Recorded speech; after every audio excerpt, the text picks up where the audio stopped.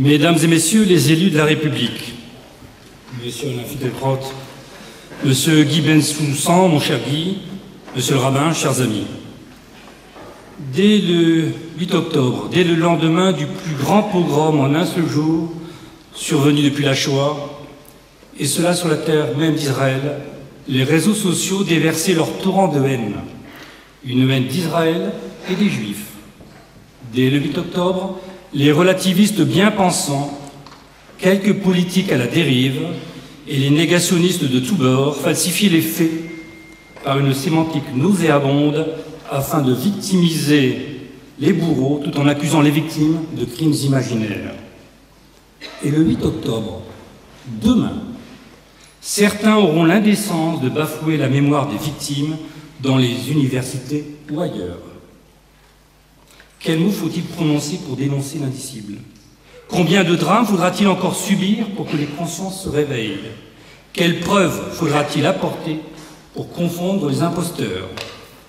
Chers amis, nous sommes ici pour dénoncer cette haine des Juifs et aussi la haine d'Israël, quand l'antisémitisme et l'antisionisme se confondent et s'additionnent. L'antisionisme, écrivait Vladimir Yankelevitch en 1969, offre enfin à l'ensemble de nos concitoyens la possibilité d'être antisémites. Quelle aubaine, disait-il. Il ne se trompait pas, car nous y sommes, sans retenue, sans faux-semblant. Dans l'hémicycle et dans les universités, la parole antisémite s'est libérée, décomplexée. L'inculture comme projet de société est le terreau de la bêtise meurtrière. C'est la défaite de la pensée, la confusion des arènes et la trahison des clercs. Les Juifs sont à nouveau menacés. Et ils ne sont pas les seuls, car cet antisémitisme que nous dénonçons, c'est la revanche des anti-lumières. C'est, comme l'écrivait Lévinas, la rancune de ceux qui sont médiocres en tout et qui ouvertement menacent notre modèle de société. Car, soyons-en persuadés, c'est notre démocratie libérale qui est menacée. La saine confrontation des idées est désormais soumise à la censure.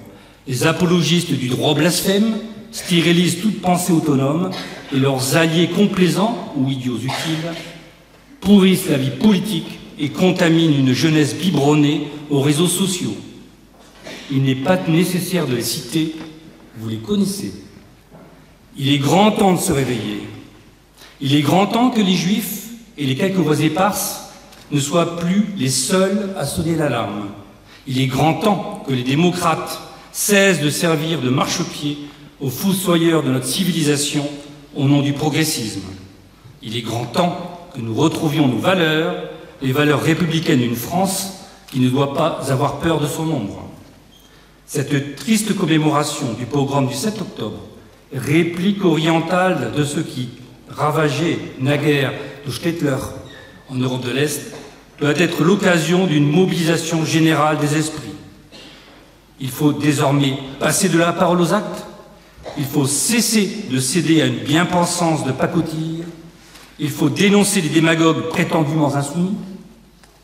Dès maintenant, au nom de nos valeurs, avant qu'il ne soit trop tard.